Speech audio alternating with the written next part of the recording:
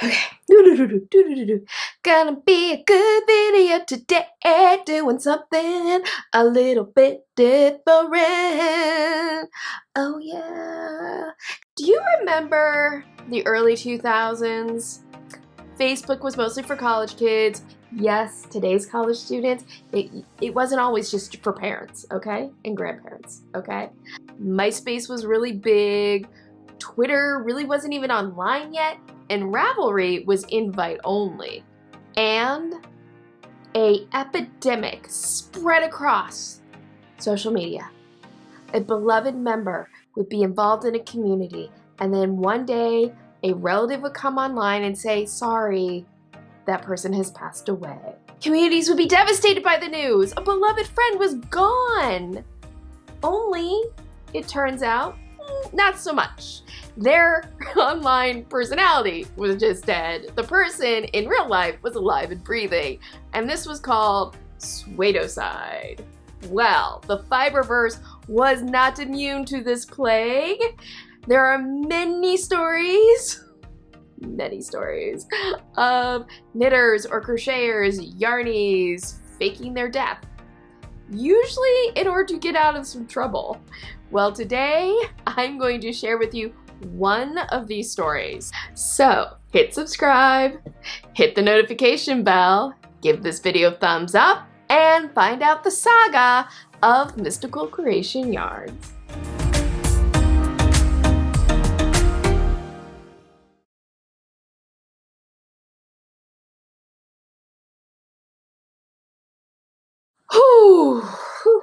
All right. So today is going to be kind of a chatty video, but also I don't know how long it's going to be because I've never done something like this. And so, yes, I have my usual coffee, but I've also brought along with me a little happy beverage. Ooh. Spicy. This is spicy. Just like the story I'm going to share with you today is spicy. This is what happened. I was on Twitter, as I often am. You can find me there. You can find all my social media down in the description box, by the way. And somebody said, hey, I just found this Reddit called Hobby Dramas. Do any of you remember who it was that faked their death? What? When this story took place, which is kind of around between 2005, 2008 time period, I had no idea what was going on. I didn't know about Ravelry. I didn't know about anything. I wasn't in any Facebook groups, and I had no idea this stuff had gone on. And I fell down a rabbit hole. Now, as I talk about it, I am going to try and work on a project because I am super behind on my temperature blanket. So this is my in-progress temperature blanket. This is actually a Tunisian crochet project that I am working on all year long, and I'm using a technique called corner to corner or Tunisian entrelac. So I will be using my Tunisian crochet hook.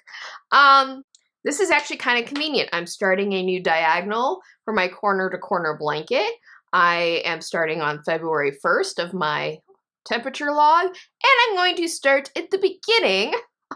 See what I did there? I'm going to start at the beginning of Mystical Creation Yarns. So the thing about Mystical Creation Yarns is, in a lot of ways, what happened with it is very typical of what can happen with a small business, any small business, but in particular, a small business started by a crafter. But what makes Mystical Creation Yarns legendary, as it turns out, in the craft business is that Danielle Glunt didn't just make the typical bad decisions that people often make when they're trying to start a small business. She compounded them with lying about her health, allegedly, and then told people she had died when she was, in fact, very much alive. So we're going to start, though, at the very beginning, when Mystical Creation Yarns was just the little hand-painting yarn company that could.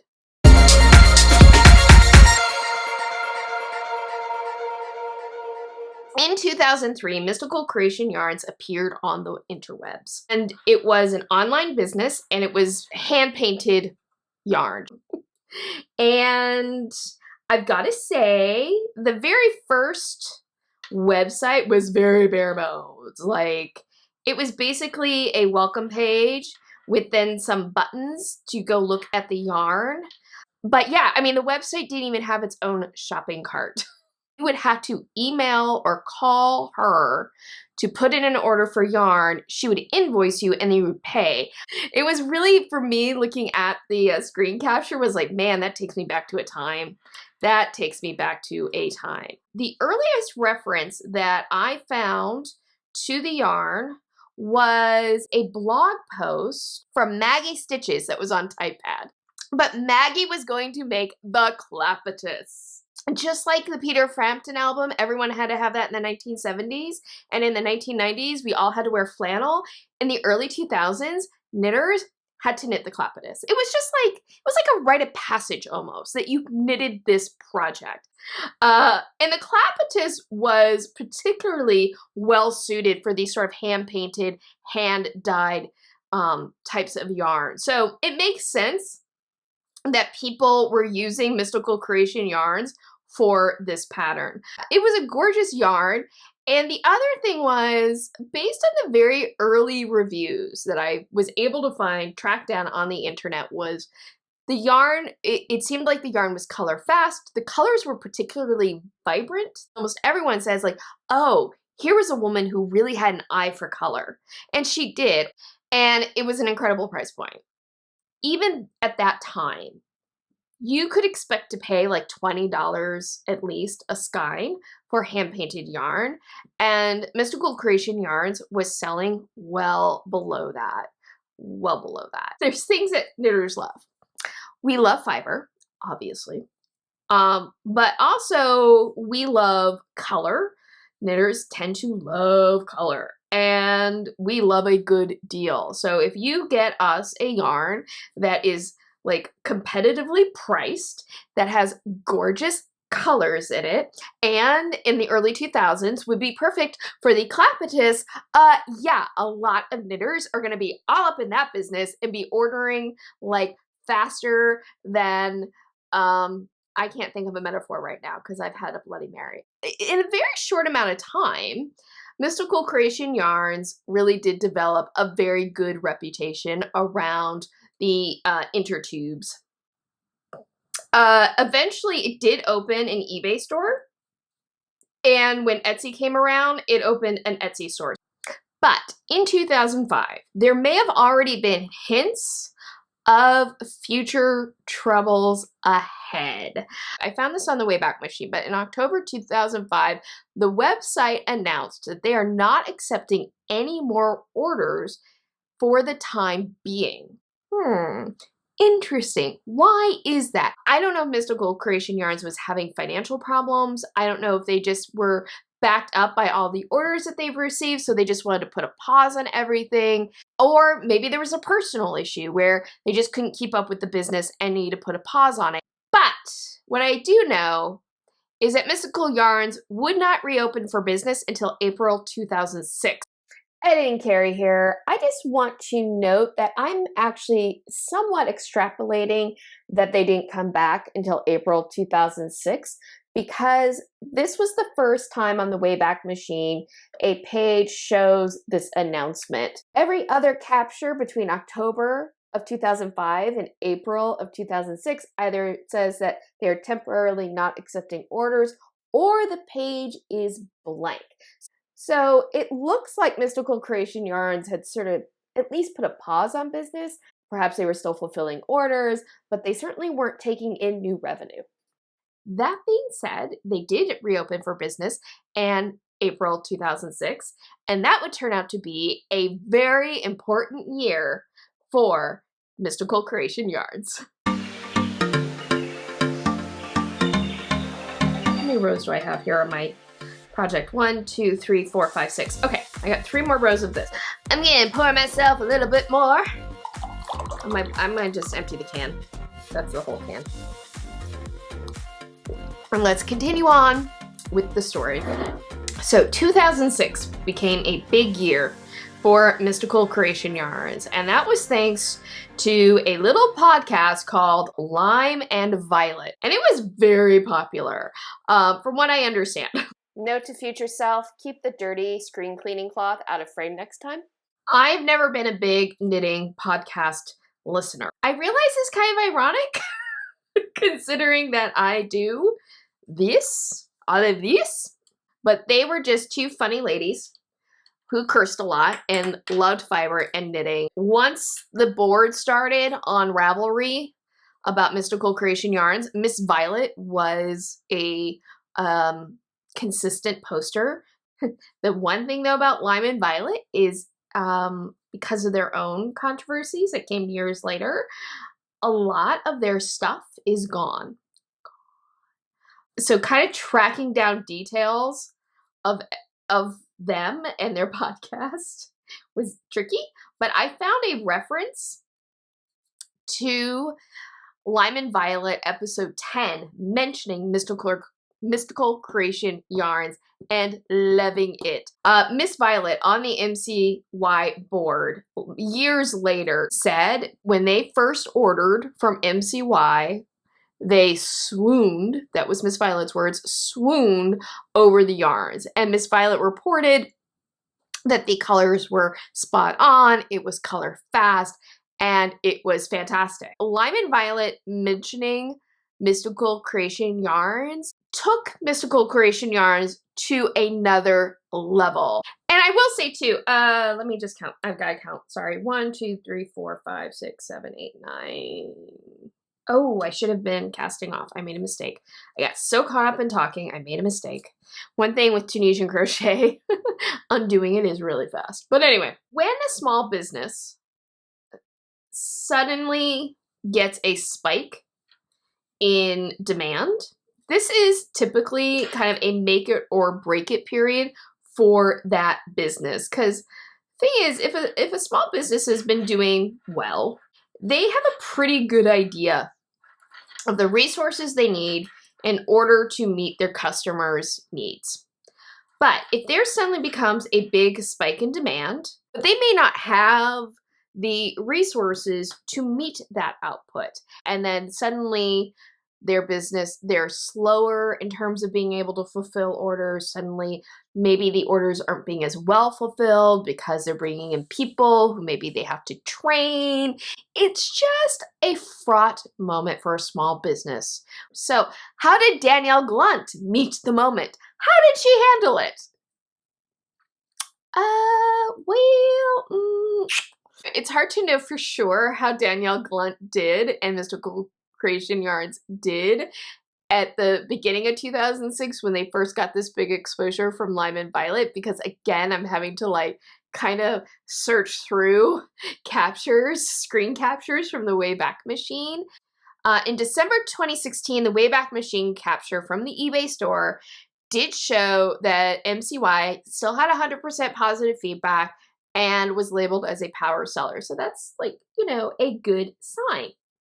The other thing, January 2007, people are raving about MCY yarns on knittinghelp.com.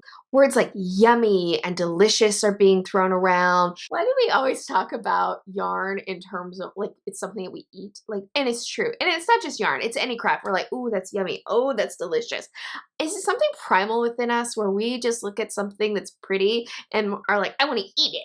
I just want to shove it in my mouth and get all the nutrients I could possibly have from the pretty. Okay, so I gotta stop here for a second because I need to start a new square. 1, 2, 3, 4, 5. That's all right. So let's see. Where am I at now? On February 2nd, I had a high of 73 degrees. So I now need my color Sapphire. Look how pretty this is. Isn't this so pretty? Oh my gosh. By the way, the yarn that I'm using is, this is Big Twist yarn from Joann's. I did a review of like affordable acrylic yarns. There'll be a link in the description box. And this turned out to be my favorite of the ones that I reviewed. Yes, I am a Joann's affiliate, but I was not a Joann's affiliate when I did that review, and I gotta say, working with it even more in these different colors, I'm in love. So we're at the beginning of 2007. There's kind of good signs and rough signs for Danielle Glunt and her business. The rough sign is I found this blog, this live journal that details how the person had ordered their yarn in January of 2007, and it's now February, and it's now taking weeks to get their yarn, and they're disgruntled. Kind of understandable. At the same time, it does look like Danielle Glunt is making efforts and maybe even having success in expanding her business. On her Etsy store, she has an announcement that yes, finally she has found 2 people, she's hired 2 new people and is training them, and she expects to get back on schedule with fulfilling orders by March of 2007. So there's sort of worrisome signs, but maybe it's just growing pains and she's going to be able to sort it all out. Maybe. You know, maybe it's all gonna be okay. Well. Oh, I did the wrong stitch. I was supposed to do a different stitch. I got caught up in talking. I needed to do, all right, I'm gonna undo this row. All right, I made a mistake. Much like some of the things that Danielle Glunt did, I made a mistake. I was meant to do the purl stitch. I'm doing a Tunisian purl stitch on this square, and I forgot. I got caught up in talking, but that's okay. Just unravel and do it.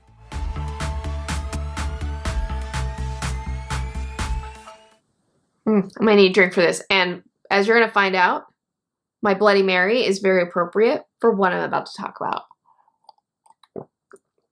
Are you ready for this? On March 26th, a blogger, Cashmere Dreams on a kitchen cotton budget, posts on her blog that she has just gotten in this gorgeous skein of what was called cherry glaze yarn from Mystical Creation Yarns. And guess what she's gonna make with it? Yes.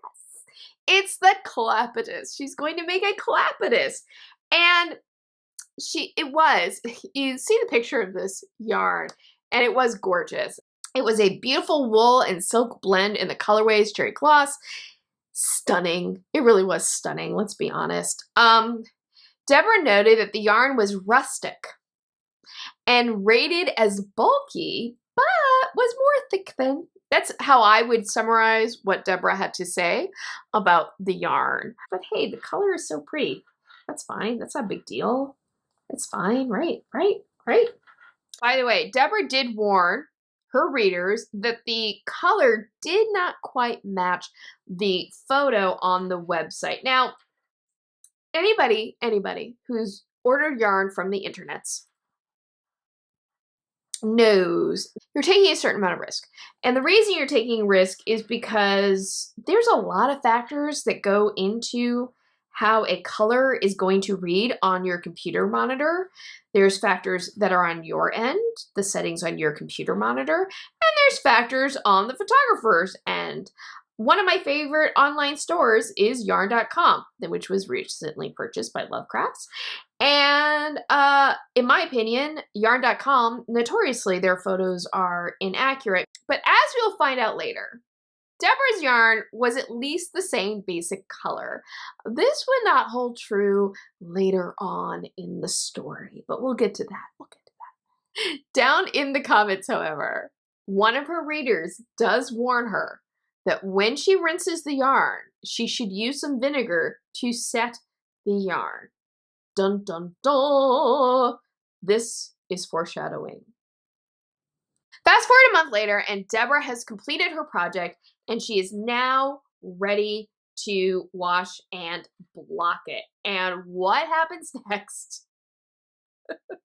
In her words, it was a bloodbath. Like, oh my God. Oh my God. That poor clapidus was murdered. The water, the shawl, it looks bloodier than Janet Leigh at the end of the Psycho shower scene, which, by the way, fun Universal Tram Tour note, it was chocolate syrup that was used to for the blood in that scene. But anyway, I digress. There's so much dye running off. And Deborah does report in her blog post that the water never ran clear. Like,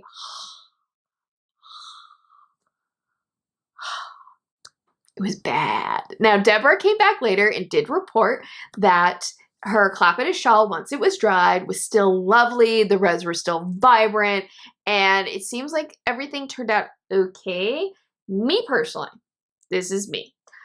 I don't think I would ever feel comfortable using an item where the dye bled off that much in the wash. Like, I would be convinced that any amount of perspiration while I was wearing it would mean that the dye would end up all over me, would end up all over my clothes.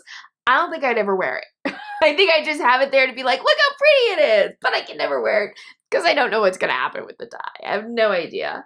So clearly the quality for MCY yarns is just not quite what it was in the early years.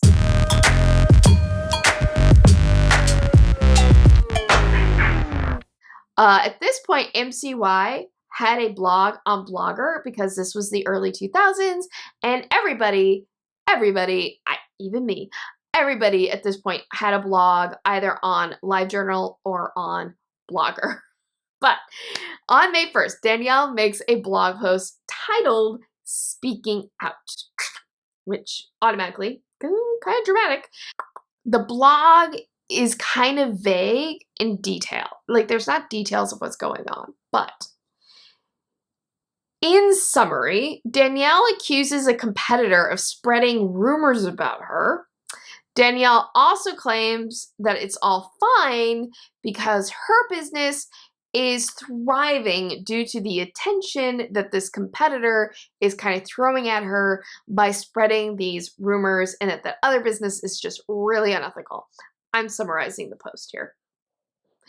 Well, is all that true?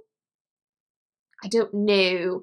But what I do know is that on May 16th, the Etsy store is closed. Here's the screen grab. And can we all just take a moment and revel in the fact that there was a time with Etsy that their error page was like a Zelda screen grab? Like, that's kind of amazing. And why did the Etsy store close? I don't know. I don't know if Danielle Glunt chose to close that store or if Etsy chose to close that store for her. What I do know is that basically from 2007 through 2008 is a lot of chatter about Danielle Glunt. Although they never say Danielle Glunt, they always say MCY, but that the owner of MCY is trying to open new stores on different platforms with different names. And in fact, there's a reference in one post on Ravelry that there was a website that was actually tracking the different incarnations of Mystical Creation Yarns on Etsy and eBay. Also, I should quickly note that the eBay store also eventually closed as well. So clearly there was a lot going on. And that leads us to 2008, and that's where the story goes into legendary territory.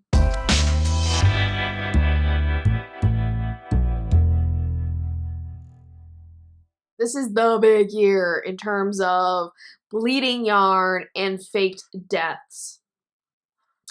And this is also the year where a lot of the action moves on to the Ravelry board.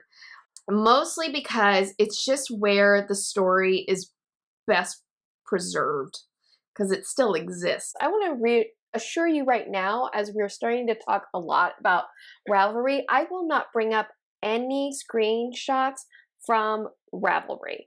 Any screenshots that I bring up will either be screenshots that I typed up or that I found other sources for. And that has to do with the fact that Ravelry still has an accessibility problem. Links in the description box. But it's not just, like I said, that like information is preserved on this Ravelry thread. It's also where sort of a lot of the strange twists and turns actually occurred. January 2008, there is now numerous warnings regarding Mystical Creation Yarns. Numerous. Around Ravelry and the internet in general. January 31st is when on Ravelry, a person reports that she was trying to get a refund through PayPal for her yarn. And she receives this message from Mystical Creation Yarn. It appears that this email went out to, I don't know if it was all of MCY customers, but it was certainly a lot of them. Due to the catastrophic effects of a debilitating illness, the company doing business as Mystical Creation Yarns has been forced to permanently shut down operation. It is with deep regret that there are no provisions in which to financially or physically process any outstanding orders in the professional manner MCY has served its customers over the past 5 years. Well, the past 5 years is being generous. Like, let's be honest. I mean, the past year has been a bit of a disaster for MCY, but that's okay. We'll just go with it. That's what they're saying. That's fine. We'll just go with it. That looks like, I'm gonna have to redo this whole block. It looks like crap. Anyway, it looks like MCY came in and did this block. Anyway, I'm going to continue on with the email. Left is the remnants of an uninformed, devastated family making an attempt in good faith to try to fill outstanding orders with remaining inventory of equal or greater value. Okay, can just keep reading. The family recognizes its inability to fulfill their obligations to both their customers and creditors in an accurate, timely manner and express their sincere apologies for any hardships this may have caused. Please email us and we will try our best to answer your questions or concerns. My sister, I have to stop here and tell you to take note of that because it will be important later on. The fact that the person says, my sister. It will be important.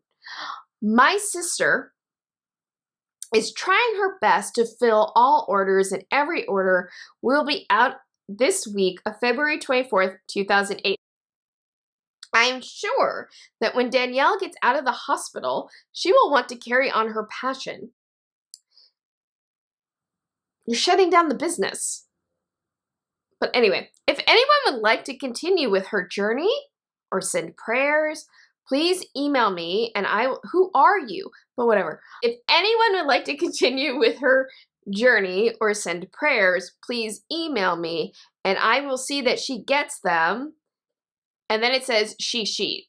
That's how it was written. Clearly that was a typo. It was meant to say when she returns home. Dyeing yarns, as you can see, has been her passion for years, and I don't think she will give it up if she comes out of this.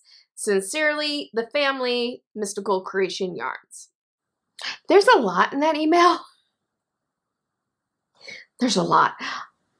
And if you didn't already know that Danielle Glunt, by best account possible, was most likely not catastrophically ill, it might seem really callous reading that and thinking, what the hell are these people are saying? But we have the benefit of hindsight.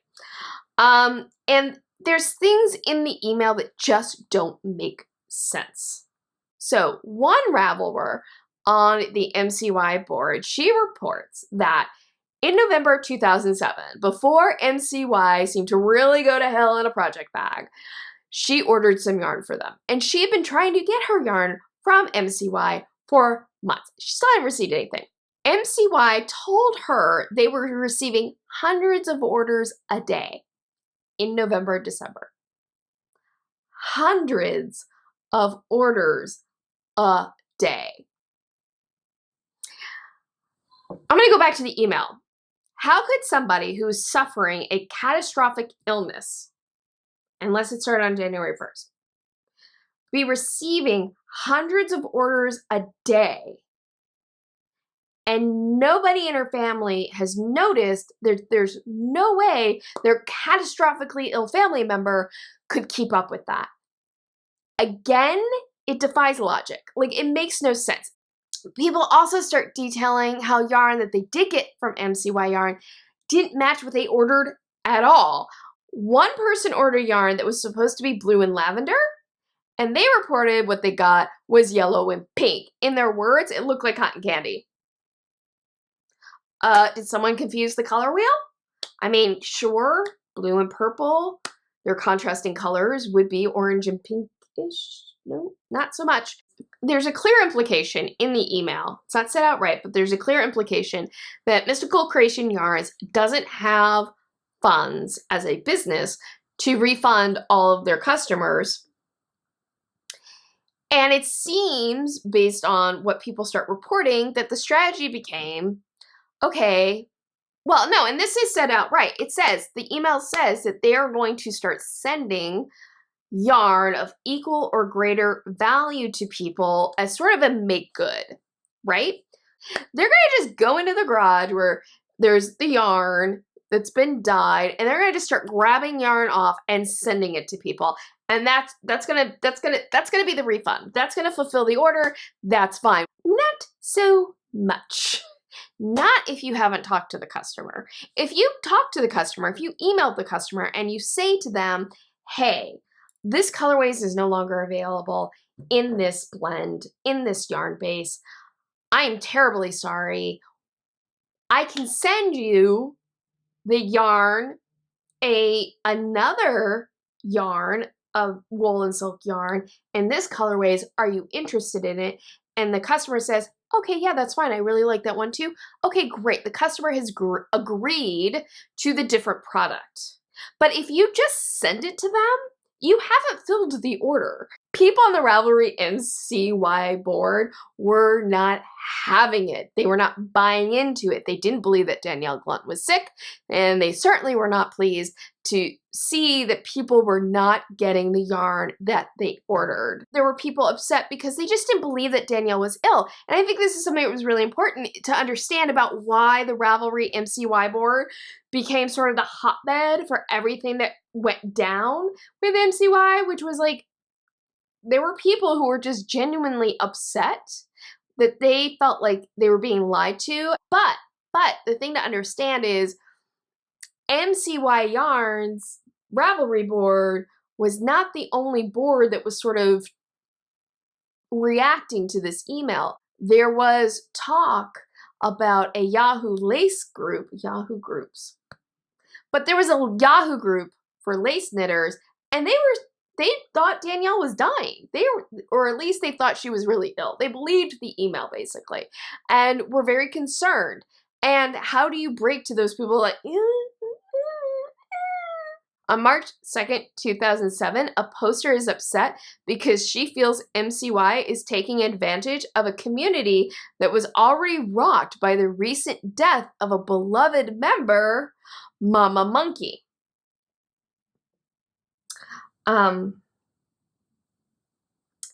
This is a tale for another day, but as it turned out, Mama Monkey was also a Suedo-side situation. So all that happens in January. At the end of January, February, all that happens. Then there is a person named Susan from Virginia, and she starts posting in numerous places. This is a screenshot of the post that she made in Crochet Me, but it's the same announcement everywhere. Here's an update on the Mystical Creation Yarns. The owner and head dyer/painter, Danielle Glunt, has been in the hospital for the last 6 months, dying of leukemia. Naturally, without her attention, the business has gone to heck in a handbasket. Now that the end is near, her sisters, Margaret and Jean, remember the name Margaret. I'm going to just tell you right now, remember that name, Margaret. It will become important. But Margaret and Jean have stepped in to try to get back orders filled, get the rest of the yarn sold, and the business shut down. I hate to take advantage of other folks' troubles, but the Glunts really need to part company with a ton of yarn, and they really need the money. They have beautiful high-end stuff, and there are great sets available. There is a considerable quantity of undyed stock for any of you hand dyers out there. If you don't hand dye, Margaret is doing some dyeing, but be prepared to wait a couple of weeks for her to get a batch made. Their focus is really on Danielle right now. Score yourself some gorgeous yarn and help out one of the great fiber artists. This report, again, like the first email, there were people who called BS on it right away, and there were people who thought she was dying of cancer. And Susan from Virginia was quickly told the truth and apologized. She posted, "Sorry, I fell for their scam. I'm a sucker, I admit it. I love their Egyptian cotton DK yarn and haven't been able to find it anywhere else. I apologize for taking up the bandwidth on a scam." And really, Susan had nothing to apologize for. She was a trusting soul who thought she was helping out a family in need. And maybe the Ravelry MCY board had it all wrong. Maybe Danielle really had cancer and the family was really struggling to find a way to take care of their obligations, get the business shut down, liquidate whatever inventory they had, and were struggling to just do the best they could in a rotten situation. Like, I feel like you have to kind of make space for that possibility. Well, well. Then Claudine entered the picture.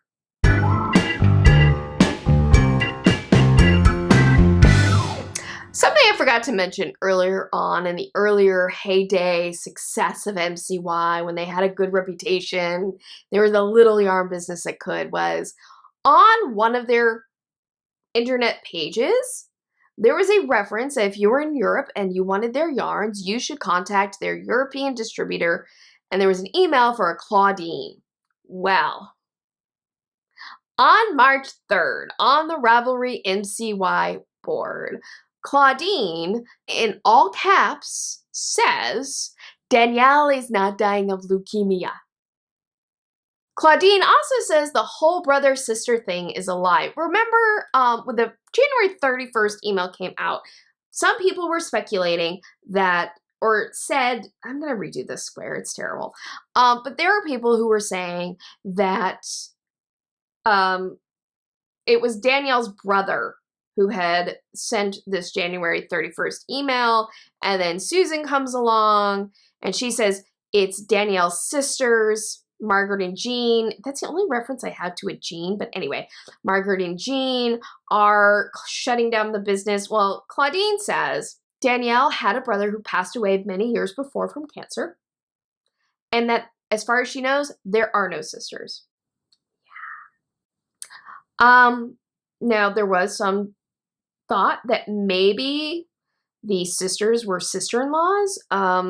Danielle Glunt was married to somebody in this time period, and maybe it was a sister-in-law. Is that what was going on with Danielle and Mystical Creation Yarns and the Glunt family? I will say that the Ravelry MCY board was pretty much going, okay, there are no siblings. There are no siblings. It's humorous to look back on all of this. Like, you know, Mystical Creation Yarns kind of imploding in a powder of acid yarns. It is kind of funny because it's so outlandish, but I think at the same time there were people who were being hurt by what was going on with Mystical Creation Yarns. Take Claudine, okay? She is just a person in Europe who distributes yarns, I'm guessing. But in Claudine's post, she says she lost her reputation because of what was going on with Mystical Creation Yarns. Like, she was a victim of the situation, not her fault. And there were other people who were mistaken for Danielle, whose reputation took a hit. I keep forgetting to mention this. Mystical Creation Yarns, Danielle Glunt, she lived in a town in New Mexico called Edgewood, New Mexico. And apparently, from what I've read, Edgewood actually had quite the yarny community. And one of the women who actually briefly worked for Danielle, she left and started her own independent hand dyeing business. Her business, Yarntopia Treasures, was getting mistaken for another like Danielle Glunt creation. And this woman who owned Yarntopia Treasures, she actually had to come onto the MCY board to try to clear her name. Yarntopia Treasures was definitely not Danielle Glunt. That business continued on till I think about 2016, and then the owner of that wrapped things up and kind of moved on with her life for reasons that I'm sure she had. And yeah, but yeah, Yarntopia Treasures was definitely not an incarnation of Mystical Creation Yarns. But the fact that she even had to go through that, the fact that a person who just happened to be associated with Danielle Glunt at some point in her life suddenly had to defend her reputation, it's a shame. It's a shame.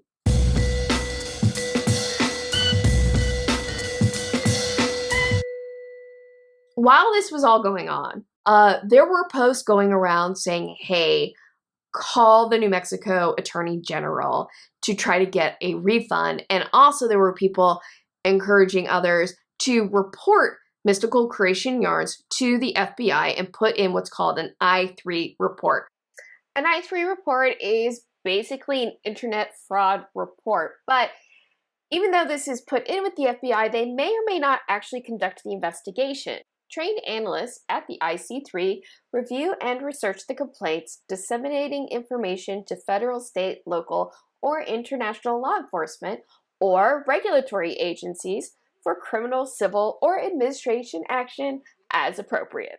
On March 8th, Miss Violet of Lime Violet, who I did mention earlier was very involved with the Ravelry MCY board, she posted that she was contacted regarding an I-3 report. Some people took that to mean that the FBI was now investigating the matter. Miss Violet posted the information about being contacted regarding an I-3 report on March 8th.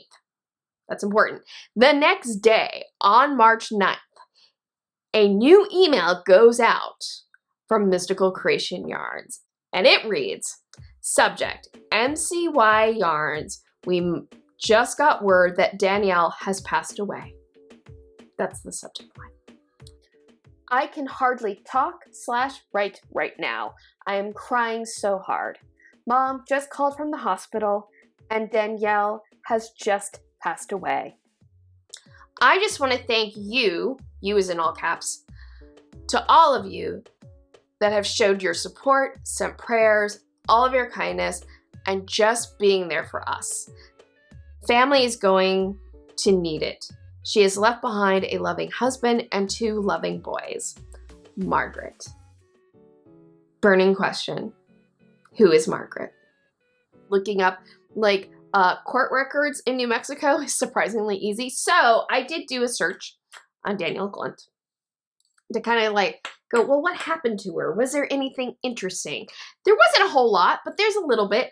Danielle Glunt was married, and actually looking through her marriage license and her later divorce decree, I came across Danielle's full name, which was Danielle Margaret. That's right. Danielle Glunt's middle name was Margaret. But I think that is definitely strong evidence that Margaret may have been Danielle. Which, okay, sure. I think most people figured that out, but anyway, in my search, I was like, okay, that's where the name Margaret, if it was Margaret, where she got it from. Something really interesting, the same poster who shared with everyone that she got this email reporting that Danielle Glunt had passed away, on March 10th, the next day, she reports that she got an invitation. I want to read this, make sure I get this right. The same poster reports that she received an invitation to be a friend on Margaret hand-painted yarn Windows Live Spaces. Didn't even know that was a thing. I missed that one. But anyway, Another poster on the Ravelry MCY board also said that the Margaret hand-painted yarns stated on their page that it existed as sort of a memorial to Danielle, but it was public, and then it kind of went invite only, and then it disappeared.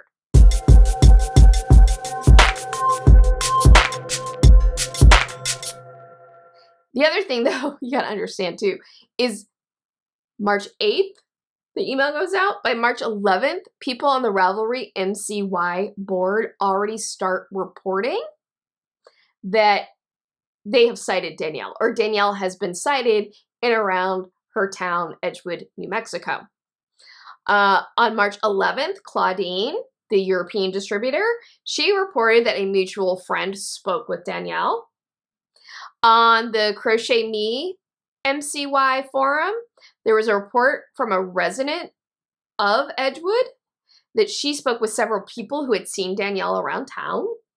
Yeah. So she was being seen around town, and people were reporting these sightings. And on the Ravelry MCY board, people were actually calling them zombie sightings. So yeah. One detail that consistently gets reported, gets written down, gets shared about Danielle Glunt is that in the wake of her supposed demise, she was spotted at a Walmart with dye on her hands. There's actually a specific post that led to this, this detail that keeps getting repeated, and it actually comes from Yarntopia Treasures. She wrote, quote, "You probably want to know how recently I saw her. Less than a week. It's a small town. What can I say? You run into everyone at Walmart." So yeah, well after that email went out, there was the person from Yarntopia Treasures going, yeah, I saw her at Walmart. You see everyone at Walmart. And this gets into the one that many, again, it gets into the same thing of why did you think this would work? But I guess, when you get into a situation that you just can't handle, that you just don't know what to do, you make bad decisions. And those were some bad decisions. Well, that must be the end of the story, right? She claimed she was dead. She was not dead. The story continues somewhat. And there's still some odd twists and turns to it, in my opinion. Because obviously Danielle Glunt claiming she passed away did not stop people from trying to get a refund. And on May 10th, a new character enters the scene.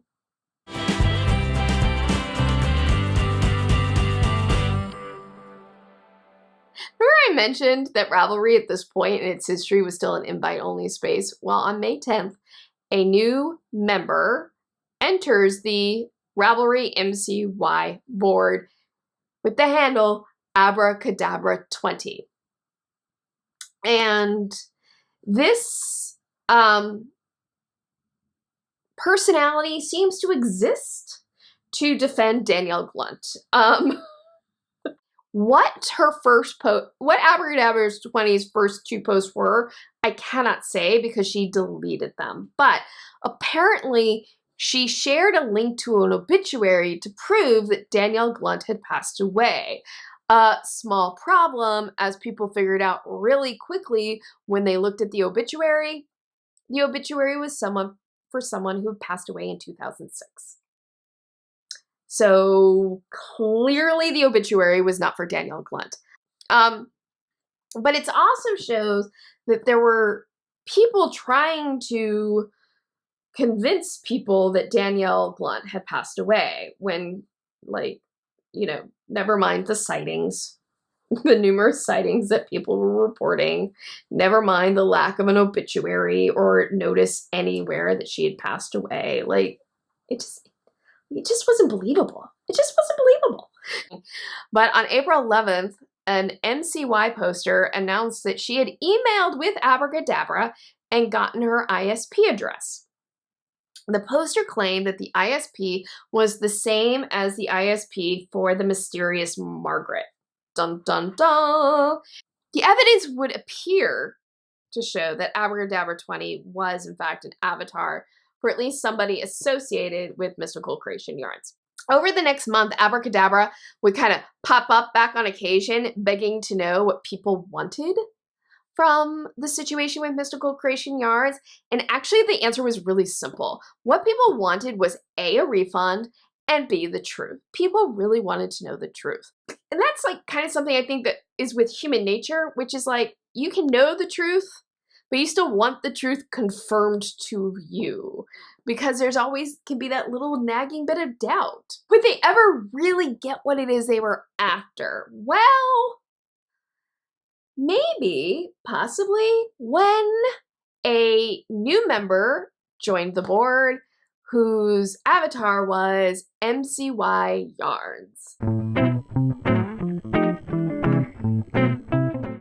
Can I just say this story went on way longer than I thought it would, and I went ahead and I refreshed my Bloody Mary. I went ahead, I'm like, F it, I'm getting another one.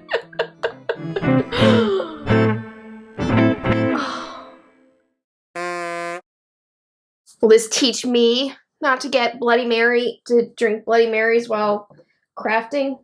Probably not. On April 14th, MCY Yarns enters the Ravelry MCY board. And what they have to say is, quote, I'm going to read this to you.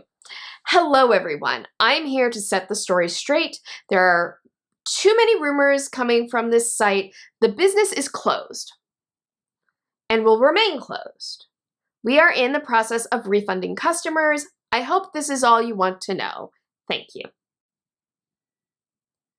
I can tell you right now, this was not all what people wanted to know on the Ravelry MCY board. So people on the board started pressing this account, and there was a lot of conversation that was going on. And frankly, MCY Yarns would kind of just give these single line responses that weren't very informative.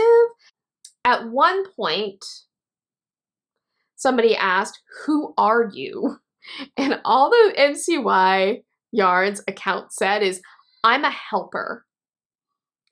Yes, so now this person became known as the helper, and that's how I'm going to refer to them moving forward, because saying MCY Yarn over and over again is kind of like a tongue twister for me, and I'm just not up for it. So anyway, so the helper was not very good at dispelling rumors or providing answers, as I said. And to be fair, the helper was going to have a hard time with this anyway, because as one poster said, there was a real lack of trust at this point. And I'm going to read to you the helper's response to that. Sorry for the lack of trust, but when we shut down, there was nothing left to dye yarn. Everyone left, so we did the best we could with what we had. I think that was actually an honest response from the helper, but I'm going to go back to this. There was still like the whole matter of, I don't know, claiming that Danielle Glunt was catastrophically ill and then sending out an email that she had died.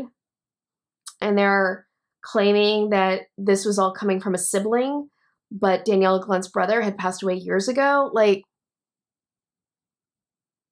and then the helper comes on and is basically like, I wanted to dispel rumors. They're not true. The business is closed. That's it. And people are like, no, that's not it. That is not it. Because you've told us all these things. And basically the helper's response was always some line of, that's private. I'm not here to talk about Danielle. Like, there is one exchange where the person is asked, did you get a refund? And the person's like, well, I wasn't a customer. It's like, well, then why are you here talking to me? The helper is just all like, well, if you already got your refund or you didn't get a refund, you're just here to cause trouble. And it's like, the only person who has caused trouble in all of this is Mystical Creation Yarns. Everybody else, I mean, you could sit there and make an argument that people who weren't directly like a customer of MCY at this point were rubbernecking. In fact, I think this helped launch a board called Rubberneckers, but whatever. At the same time, like, the only person who's caused all of this is Danielle Glunt and Mystical Creation Yarns, and the helper is like, just got very snippy about it. And it's like, This is not how you're going to get things to settle down. It's just not. Something I read, and I think there's some truth to this, is that, you know, MCY was kind of, the appearance is that they were stringing customers along, like taking what started off as weeks became months of not fulfilling an order, and that knitters, crafters have a tendency when they see another crafter to give a lot of leeway in that and to say, yeah, I'll give you more time. Yeah, I understand how things can back up. Yeah, I want to give you the benefit of the doubt. And then to feel like that sort of generosity is then taken advantage of, people turn real quick. And that, I will say, did seem to happen with Mystical Creation Yarns. And it's something, and this came from Abracadabra 20 and The Helper both, where it's like, what is going to satisfy you? What do you want? You know? And in a way, the thing that people wanted most, they were just never going to get from the situation. Maybe they get the refund, but they were never going to get the truth.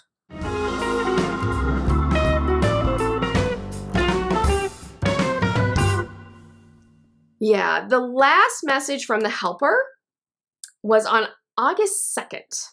Okay, and they wrote, "Hello all, we are very glad to see things have calmed down in here. We would just like to say sorry for any trouble that might have been caused to you as we close the business. We wish each and everyone the best in your lives. Thank you, MCY."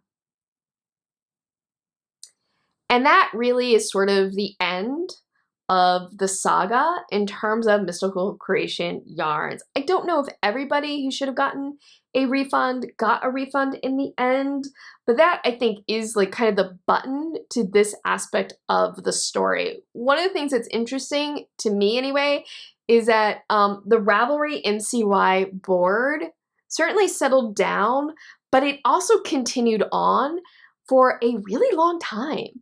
Like, people were still over the years coming onto the board and posting sightings and recalling what happened, and also just sort of sharing life events and having little side conversations. Like, the board didn't just die as quickly as Mystical Creation Yarns did, but it certainly wound down, and Mystical Creation Yarns just sort of kind of became legend in the Fiberverse. It became one of those tales that gets told when you're standing in line at, like, you know, a fiber fair or at your LYS, and you start talking. He's like, "Hey, there's some hand-painted yarn. Remember the person who faked their death?" Like, that's what Mystical Creation Yarns became. The last post on the Ravelry MCY board was in 2012. And the very last post was, "Cattails are my favorite."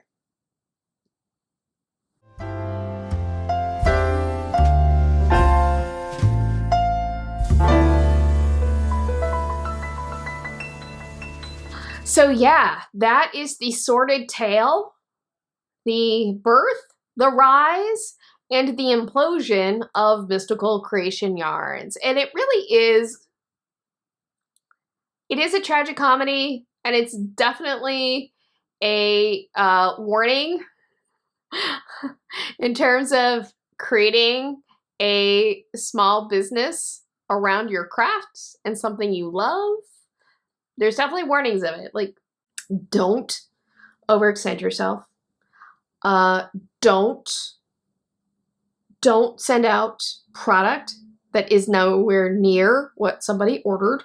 That's a good one. Don't be rude to customers. Don't lie to customers. Don't fake a death. Those are all really good things for a small business not to do. See, here I am with my temperature blanket, and I can't do an overhead shot because I have ran out of memory. I'll just pull this out a little bit. But here I am. I finished 2 blocks. I probably could have done more if I wasn't talking so much. I'm going to have probably some little stains from my Bloody Mary, and that will be a little memory of me shooting this video. What do you think? I'm so curious if anybody who watched this, do you remember this story? What do you remember from it? Were you an MCY customer? Were you on the Ravelry MCY board? Is there something I got wrong? Is there something I overlooked? I'd love to hear it. Thank you so much for joining me today. I hope that you enjoyed today's video. If so, please give it a thumbs up and share it with people. Doesn't even have to be like knitting people or Tunisian crochet people or crafting people, because I feel like the story transcends the crafting world. And if you'd like to see more, hit subscribe and the notification bell. These are all great ways to let YouTube know that this is a space worth checking out. Again, thank you so much for joining me, and I hope that you have a wonderful day, evening, weekend, weeknight, whenever you may be watching this. And as always, happy health and happy, well, normally I say happy knitting, but in this case I'm going to say happy crafting. Bye! I had no idea when I started this what a long tail, yarn tail, this would be to weave. Ah, see what I did there? See the fun I did there? Ah. But yeah, I had no idea. I had no idea.